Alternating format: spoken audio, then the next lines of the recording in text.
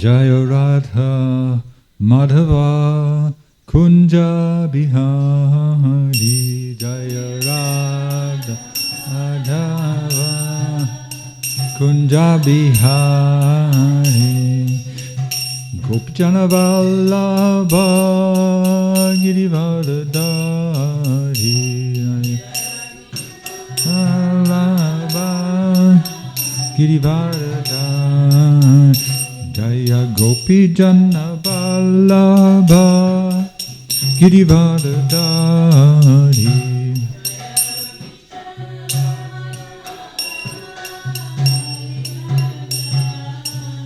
Yasoda Nandana Brajajana Ranjana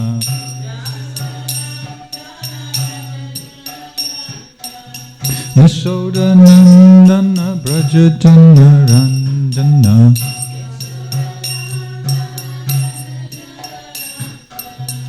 Jamunatira Banachari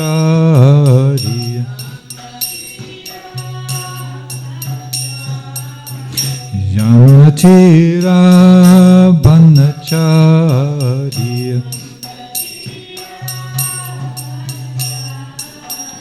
Jaya Radha Madhava Kunja Bihari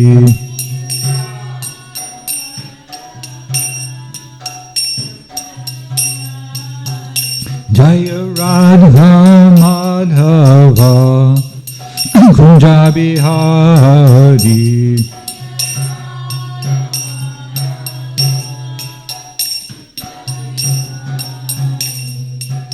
Gopijana Vallabha Girivardhari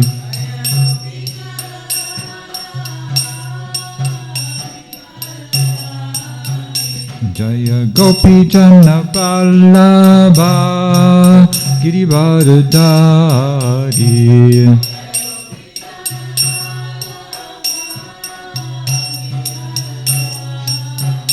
Yashoda Nandana Brajajana Ranjana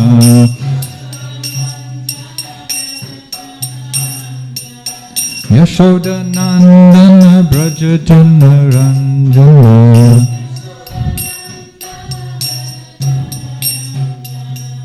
Yamunatira Banachari Yamunatira Banachari Yamunatira Banachari Yamunatira Banachari Jaya Radha Madhava Kunja Bihari Jaya Radha Madhava Kunja Bihari Hare Krishna Hare Krishna Krishna Krishna Hare Hare Hare Rama Hare Rama Rama Rama Hare Hare Hare Krishna Hare Krishna Krishna Krishna Hare Hare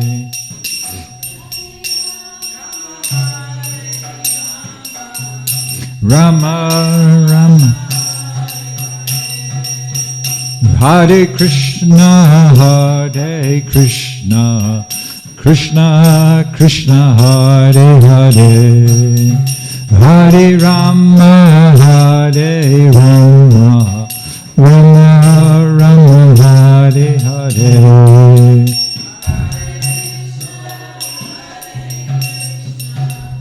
Krishna Krishna Hare Hare Hare Rama Hare Rama Rama Rama Hare Hare Jaya Prabhupada Jaya Prabhupada Jaya Prabhupada Jaya Prabhupada Jaya Prabhupada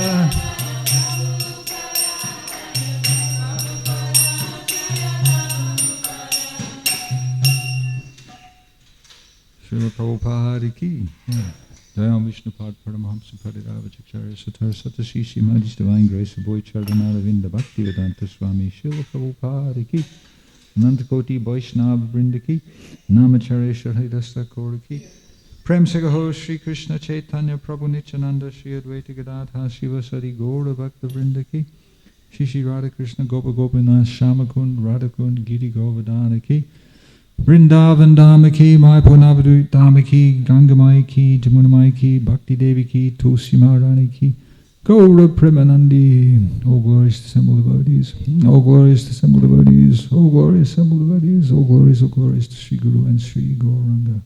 Grantaraj Srimad Bhagavatam Ki Jai. Om Namo Bhagavate Vasudevaya. Om Namo Bhagavate Vasudevaya. Om Namo Bhagavate Vasudevaya.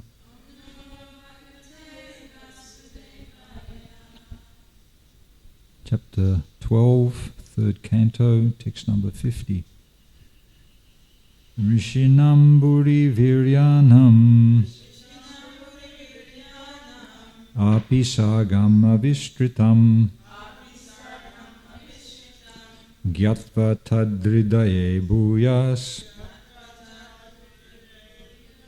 Chintayam Asakodava Rishinam Buri Viryanam Api Sagam Avistritam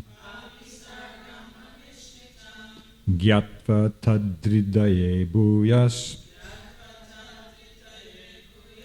Chintayam Asakodava Rishinam Buri Viryarnam Api Sargam Avistritam Gyatva Tadridaye Bhuyas Chintayam Asakodava.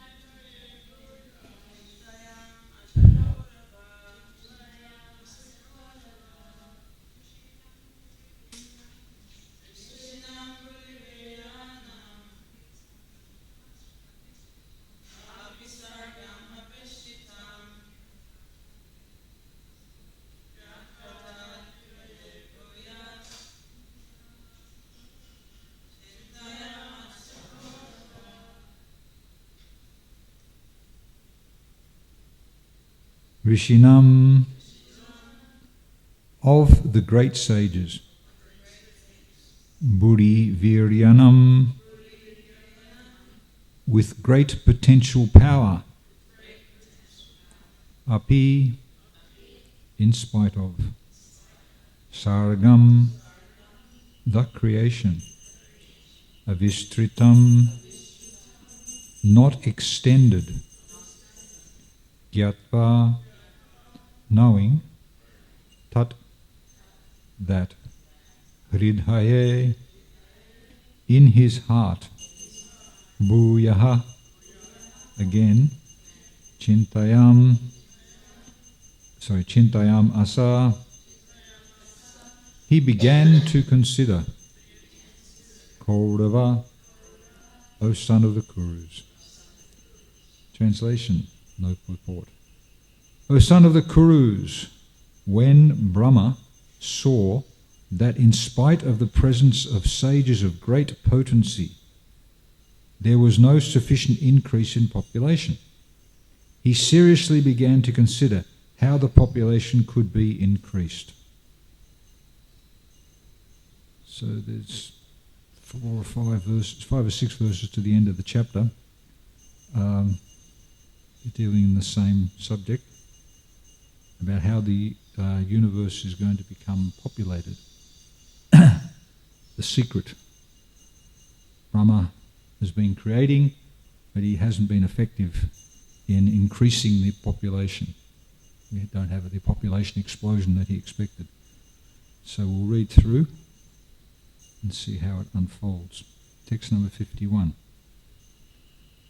Aho adbhutam etan me vyapristhasyapi nityada nahi edhante prajanunam daivam atra vigatakam. Brahma thought to himself, alas, it is wonderful that in spite of my being scattered all over, there is still insufficient population throughout the universe. There is no other cause for this misfortune but destiny. In the course of creation, Brahma has been, as explained in this 12th chapter and in many chapters in the 3rd canto, Brahma has been manifesting different aspects of the creation from his body, from his heart, from his deliberation, from his shadow, from his different aspects of his body. So that's, and in one sense, he's scattered about. He's distributed himself everywhere. Before this creation, this is the second creation. Before this creation, then the Supreme Lord, the Purusha, in the Purusha Sukta explained as he's the only person, or he's the only energy, the only aspect that's present. So from his self, from his body, then things are created. So Lord Brahma has been creating like this. But alas, population hasn't exploded. Text 52. Evam yukta kritastasya daivam chevekshatas tada kasya rupam abud dvedha yatkayam abhichakshate. While he was thus absorbed in contemplation and was observing the supernatural power, 2 other forms were generated from his body. They are still celebrated as the body of Brahma. So he wasn't applying himself, he was just sitting back and contemplating. We can be active and engaged and employing our senses, employing our mind, and attempting to create. Every now and then, we should sit back and just contemplate.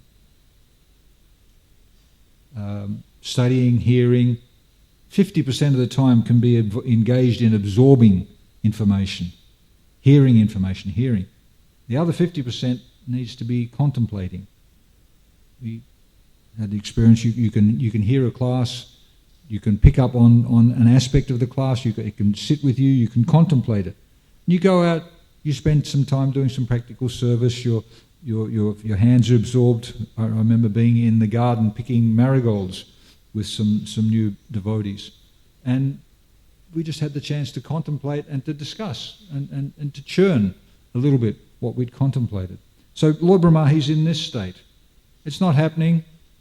Ramai Swami, he has a saying, trying to work things out, it's not happening, take rest. Contemplate. And then one time he was in a disastrous situation. The substance, the guts of his preaching at that time was with a band. So his amplifier had fallen out of the back of the trailer. And he'd done everything to try and find it, to locate it, to work out how to get a replacement. He took rest, and then he woke up, he got a phone call. Oh, the police have found your, somebody handed in the amplifier, the police have got it, it's down here, I'll pick it up and I'll send it to you. So, trying to endeavour to make things happen may not necessarily be successful. And Lord Brahma contemplates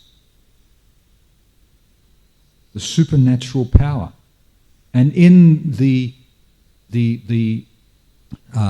split second, instant karma, the desires are fulfilled. 2 other forms just came from his body.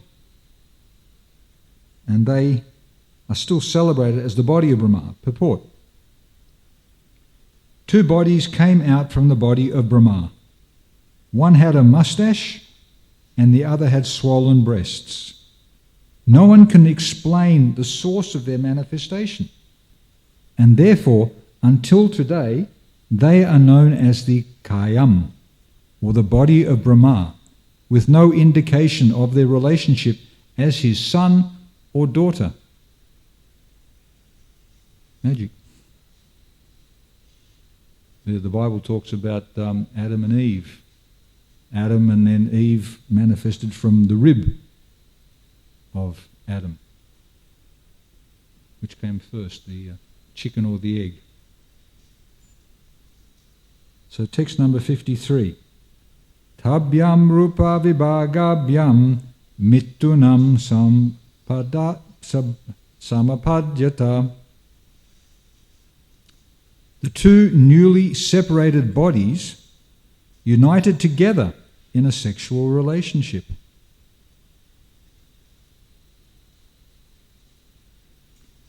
Even in deity worship, there's a prayer. I offer it at the end of the worship. O Purushottam, I know no shame.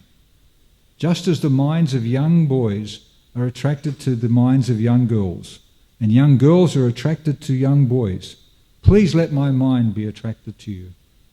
So it's a principle which is understood, but it has to be properly managed and dealt with. And our mind has to be focused on service to the Supreme. Text 54.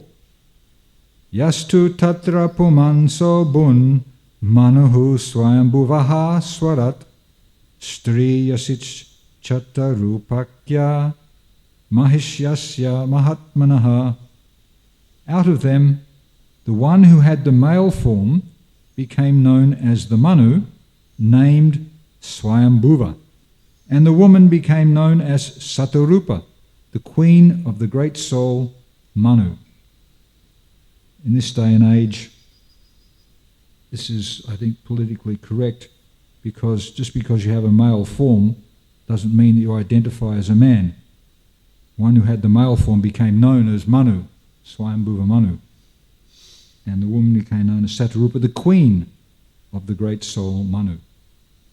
Text 55.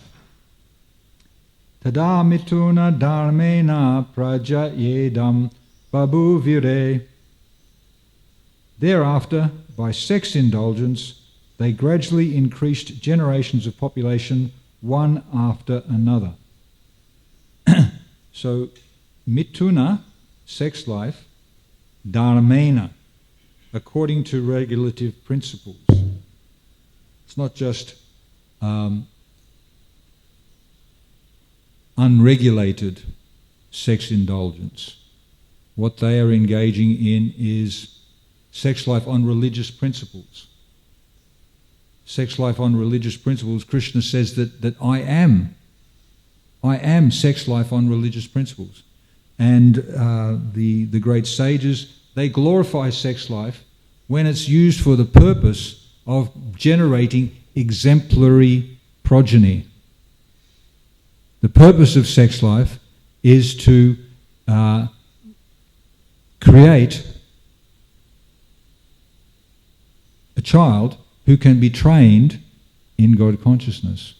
Srila Bhaktisiddhanta Saraswati Thakur, a Naistika brahmachari, a lifelong brahmachari who took a vow to remain celibate, said that he would have sex hundreds of times if he could guarantee that he would get Krishna conscious children.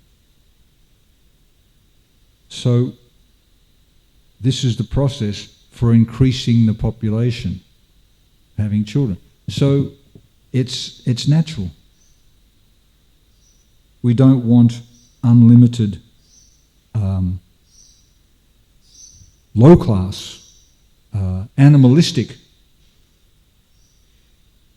offspring. They're a thorn in the side. They're a problem. They're known as Varna Shankara. Varna Shankara means that they don't know who they are. They're conceived in a impure, inauspicious way, and therefore it's not clear. What am I supposed to be doing? Actually, Mother Urmila, she's giving some seminars, and I think one of them is to understand your Dharma, understand what it is you're supposed to be doing. It's easy if you know who you are, if it's clear. Oh, I'm of this particular nature, I'm this particular nature, but here it's all wishy-washy. I heard that the crown on the head is some indication. If the crown is in the middle, then it's pretty balanced. If it's on one side, sometimes you get two crowns. So it's an indication of the nature of the personality that's inhabiting that body. You have to be very blessed, and it's practically impossible in the age of Kali to have a clear conception. There's people have a Brahminical tendency, but they're not qualified. They're called Brahma Bandhus, friends of the Brahmanas. They're not actually qualified. We had some people who were working with us in India, and they were claiming that they were a master bricklayer, and somehow or other they couldn't lay the bricks straight. It was so frustrating, and they were going all over the place. And we kept on pushing, what's wrong with this guy? Why can't he do his job properly? And eventually he got the sack, and he ended up being a rickshaw waller. He was just not qualified. He'd have qualified people who are clear and who are actually trained and who are what they are, then you'll get quality results. So we want quality population. Text 56 and 57 comes to the end of the chapter. Sachapi satarupayam panchapatyani ajigjanat priyavratottanupado tishrakanyascha bharata akuti devahutischa prasuti iti satamaha.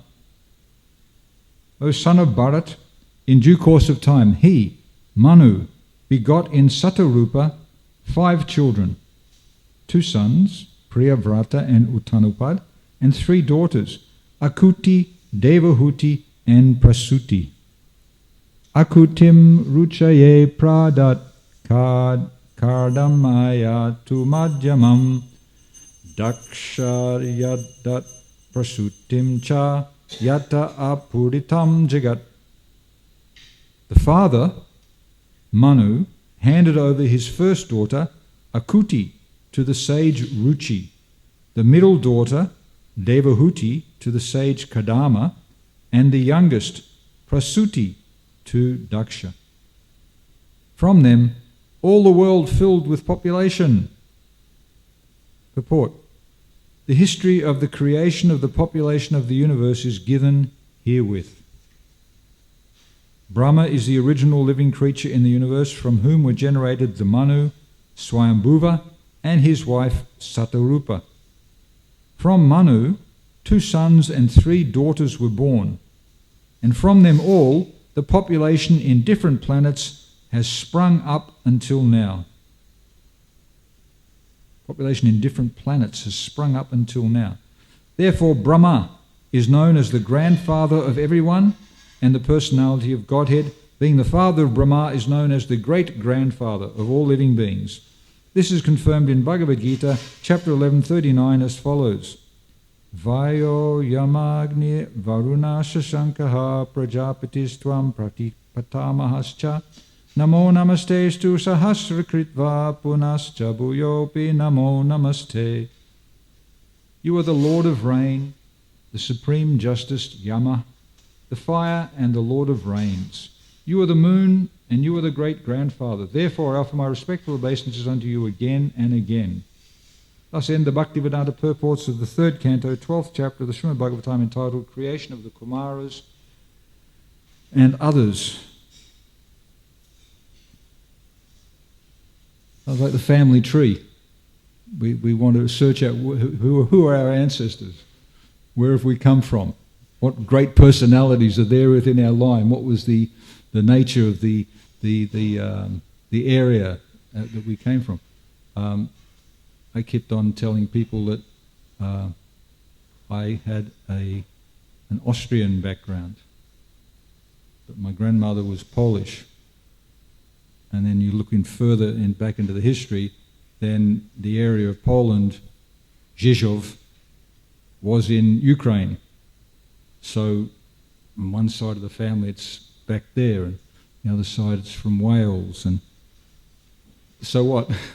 It's the body. The body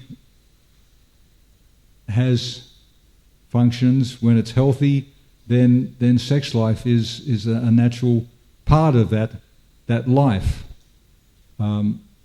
Sometimes when you're unhealthy, Atul Krishna was giving a class the other day, he was describing how they did a japa yaga. They were all chanting 64 rounds a day. They were up at Badrinath, up in the Himalayas. You get up to Badrinath and the air is very thin. We were there with Ramai Swami, and they took rest. It was so, the air was difficult to breathe. I decided to go for a walk.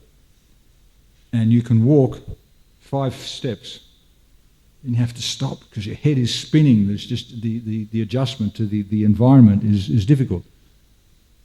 So they were in Badrinath, they were having their japa workshop, and they were chanting 64 rounds a day. So there wasn't much time to do anything else, or there wasn't the energy to do anything. You couldn't think about sex life. You couldn't think about engaging in anything. Just Hare Krishna, Krishna Krishna, Hare Hare. So sometimes when you're feeling a little bit depleted, then you feel the relief from the pushings of the senses, the pushing of the mind. But that's not natural. It's not healthy. Sex life, the urge to create, is a natural urge. It's natural because it comes from the Supreme Personality of Godhead. The Supreme Lord, He is absorbed in activities, He's absorbed in pastimes with His parts and parcels. The topmost pastime, the topmost activity He performs is with the cowherd damsels. That's known as the Adi Ras, the original taste that comes from interacting with His internal potency, pleasure-giving potency. That's where He gets pleasure from.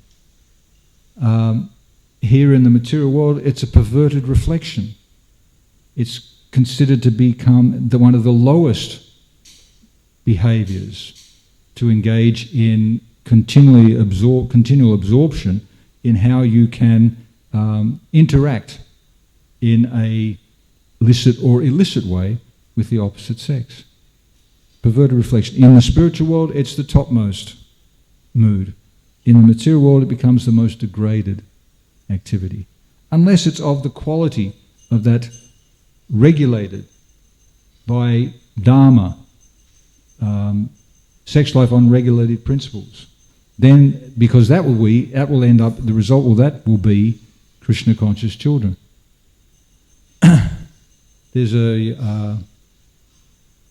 there's a special facility provided by the Lord, and it's described in the Srimad Bhagavatam in the second canto, in the Purusha Sukta, confirmed, chapter 6 of the second canto.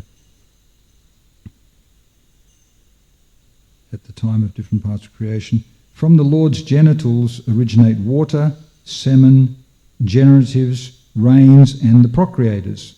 His genitals are the cause of a pleasure that counteracts the distress of begetting. Ladies, they get pregnant and they have children, and the pain, the what you have to go through, 9 months, and then delivering the child. It's an awesome experience. I haven't experienced it. I've heard about it. The child is generally tormented, having to be forced through a tiny channel, and sometimes coming out backwards, sometimes crossways. Apparently I was delivered with forceps. Sometimes it had to be dragged out. So that suffering, often, the comment is, never again. But then some mothers are having many, many children. So here is the answer, that the the Supreme Lord, in his creation, he has created a substance which is activated during sexual intercourse, which creates a pleasure so intense that counteracts the distress of begetting. So that despite, same thing with eating, same thing with intoxication, you wake up the next morning, it was just too much, I'll never do that again, but you're driven to do it again. It's not just an addiction, it is an addiction, but there's an attraction because it is so mind-numbing. It just overwhelms, it takes us away from all the other distresses in life, the pleasure which is there. So, the quality is different. The quality of sexual desire and sexual attraction in the material world, mundane, and then it becomes perverted. When we live in a natural environment, in a village, there's animals around, and we observe this interaction between male and female in a very natural setting. We see the cows and the bulls. We see, if there's no bulls around, I don't think there's any bulls on the property at the moment. There used to be some massive bulls, mother with horns like this, and his competitor, and really sagely powerful creatures. But they get driven mad when the cows are in heat. And when the bulls are not there, then the cows, they also are affected. And you see the cows mounting each other. And so that's the season. When the bull was around, the bull would become insane. The bull would just be dragged from other... And he'd approach the female, and he would be salivating and sniffing and just absorbed and licking and wanting to get so close. Just the hormones. The nature of hormones, the nature of these powerful ingredients, these powerful scents that drive people, drive animals, drive everybody nuts. It's natural. But when you see it, when you observe it in the natural setting, when you observe it in the village, then it's not taboo, it's not hidden, it doesn't take on a perverted. It's what happens. And in Vrindavan, there's monkeys everywhere. You walk, there's monkeys with harems, dozens of female monkeys, and sex is everywhere. Sex in the street. It's in the civilized societies. It's considered, or it previously was considered, to have sex in the street was not on. But nowadays, when it's been encouraged, the women's liberation in the guise of giving equality was often used just by men to get access to free, easy sex.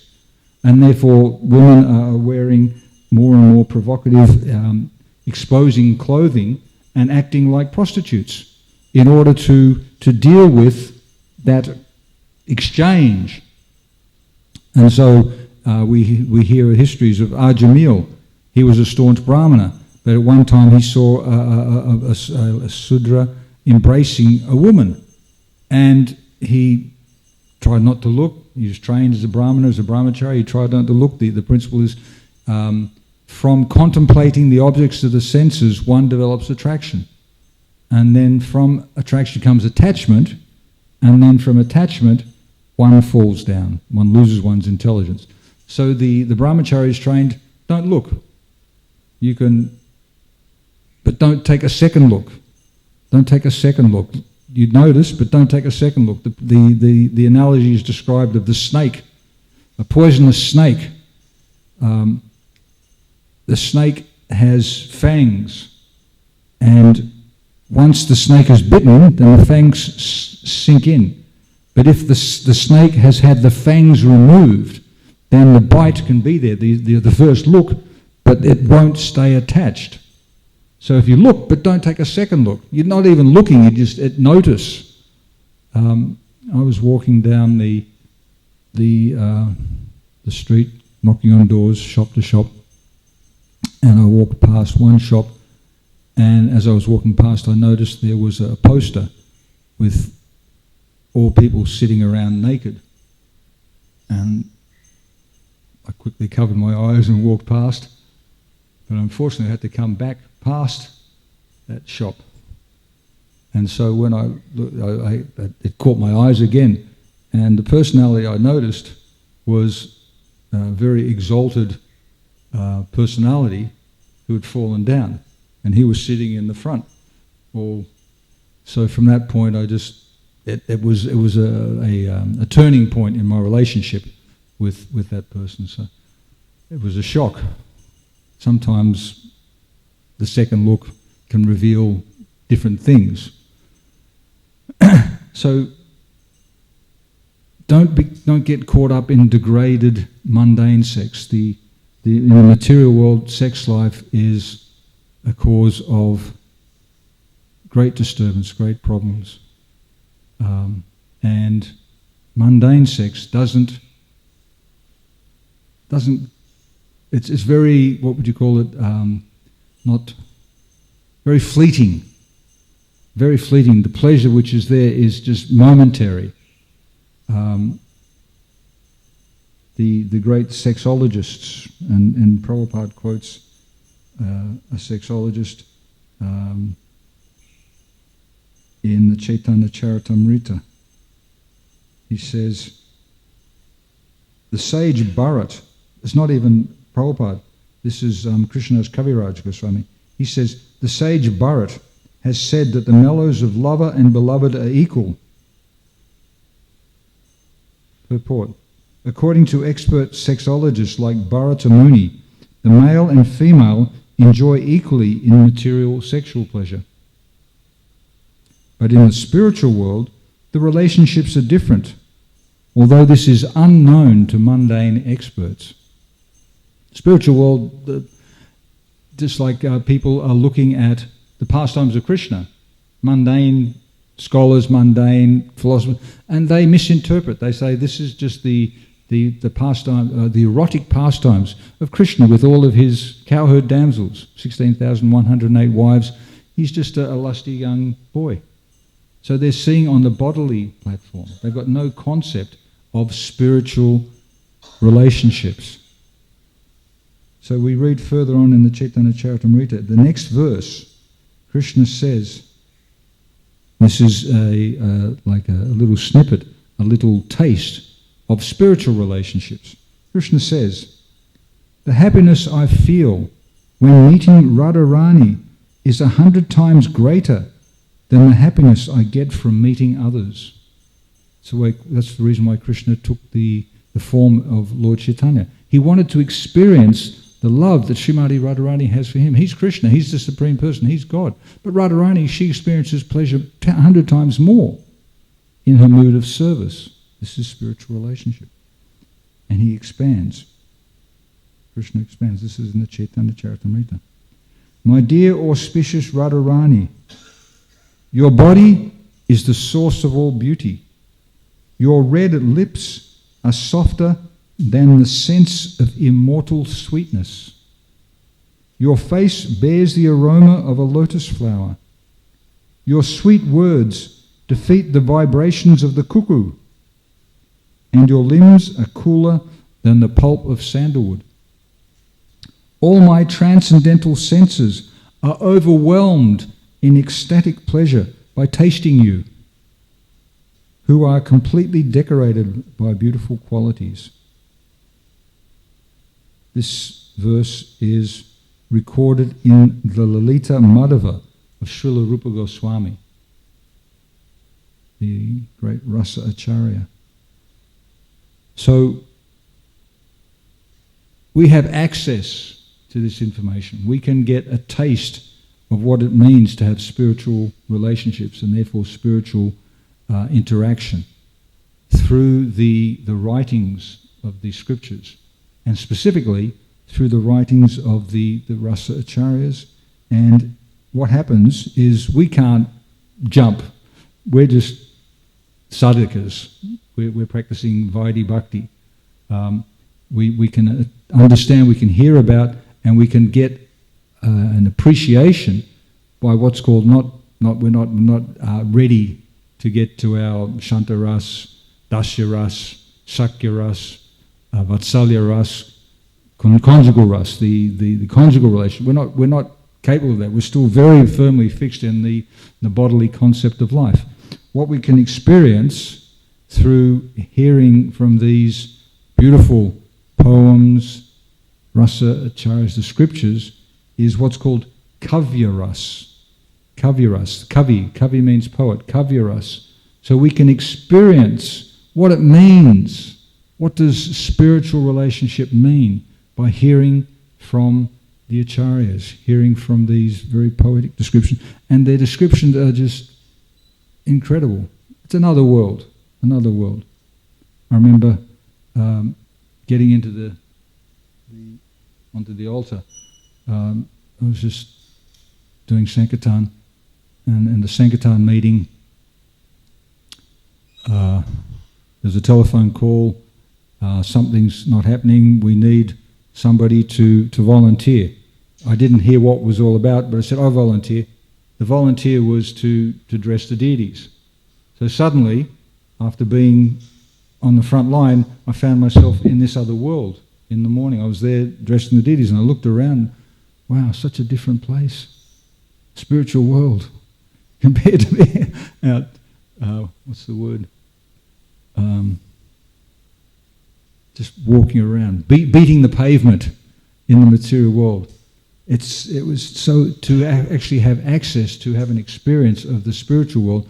It's special mercy. It's special, and we just have to line up for it. We're here now. We're following in the footsteps of the acharyas. We're following in the footsteps. We're serving Srila Prabhupada. We're serving the devotees. We can get access to this higher taste. And the only way to give up the lower taste, visaya vinivatante niraharasya denha raso vajam rasopiyasya param drishta nivatate. One may be restricted from sense enjoyment, though the taste still remains. But if one experiences a higher taste, one can easily give it up. Just like somebody who's sick, they're lying there, their arms and legs, they're in traction, they can't move. They're passing water. They're incontinent. There's so much suffering. And somebody asks, "How are you?" "I'm okay." Because they think, well, soon all of this will subside, and I'll be able to get back to my normal behaviour of enjoying the senses. So we can only give up that taste if we experience a higher taste. It's just like once you've tasted something higher, you give up the lower taste. Unless it's your nature. Like there's a saying, casting pearls before swine. You can offer a swine a pig, all sorts of amazing, delectable food items. Still, their attraction, their attachment for abominable food items and for abominable sexual relationships remains. The taste won't go. But for a living entity who has the discriminative power, then they can give up the lower taste. Don't look again. Hold back. Control the mind. Control the senses. Understand that the reality, the true substance is there, waiting. We just have to perform the sacrifice, get purified, and then eventually, in due course of time, Krishna consciousness, love of God, it will be our rightful claim. So we've just been hearing about our illustrious family, our forefathers, our grandfather, Lord Brahma, and our great-grandfather, Lord Krishna, and a little bit of information about the nature of the material world and sex life and why it is that we are experiencing what we experience. So does anybody have any questions or comments or arguments? Or I'm sorry if I was speaking bluntly, but it said that the non-devotees, for them, sex life is something that they're ashamed of. They can't deal with it very much. It's in guarded terms. Whereas devotees can talk about it on and on and on, because we understand the true nature of it. We understand what is the purpose of it, and what is the pure quality of that interaction, the adiras. It's coming from the Supreme Personality of Godhead, Krishna, originally.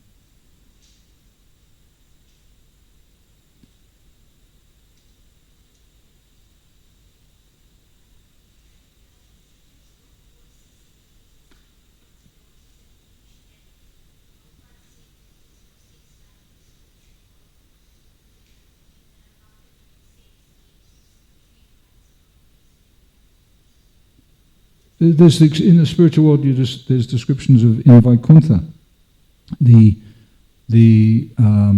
demigoddesses and in Vaikuntha, the residents of Vaikuntha, they are flying around in their airplanes, and they witness different pastimes. They witness Krishna, they witness different activities, but they're just absorbed in a high reality. They don't become involved or thinking about sex life. It's just, in fact, even in the heavenly planets, there's intense pleasure, there's enjoyment, and it's only in the last year, just before their time in the heavenly planets is up, that the flower garden starts to wilt, and one child is produced. So they've been engaging in activities, but it's not of the same quality as what's happening here. So that statement can be taken that there's no sex life. There's no mundane sex life. It's conspicuous by its absence. There was the devotees, they were performing a marathon to get together the Detroit mansion, a lot of hard work, and non-stop for 3 weeks, just working day and night. And at the end they thought, wow, this is fantastic. They went up to their leader and said, wow, why are we feeling so good? And the answer was, because you haven't had time to think about sex life. If you want to suddenly be dropped down from an effulgent, ecstatic platform and become all grey, think about sex. Immediately, it brings your consciousness down. So, it doesn't exist. It's not there. Beautiful, loving exchanges between the Supreme Personality and his pleasure bones, that's there in the spiritual world. That's the nature of the spiritual world. That's the nature of us. That's the nature of our our constitutional position. Our constitutional position is to exchange lovingly with the Supreme Personality of Godhead. So we should be encouraged to do like that. The sannyasis, they'll give a class and they'll preach and they'll tell all the brahmacharis, you should never get married. Don't get married. But everybody will get married.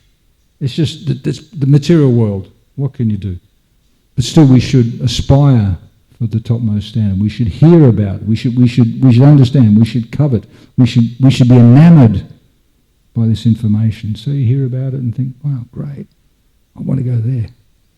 One of my friends says, he used to say, because there's descriptions of the beautiful damsels in the spiritual world, and in comparison, the maidens in this material world look like frogs. So he said, I'm not worried about getting married. I want to I want my next body so I can go to the spiritual world and really enjoy. So, there's some graphic descriptions, and we want to hear about them. Basically, sex life, it's just like an itch. If you leave it alone, after a while you won't notice it so much, but if you scratch it, it becomes red raw and it really hurts, and you've just got to scratch it more. You just got to get relief. So, leave it alone if you can. If not, engage it in Krishna's service. Have lots of children and then train them to become good devotees. Okay. Thank you very much.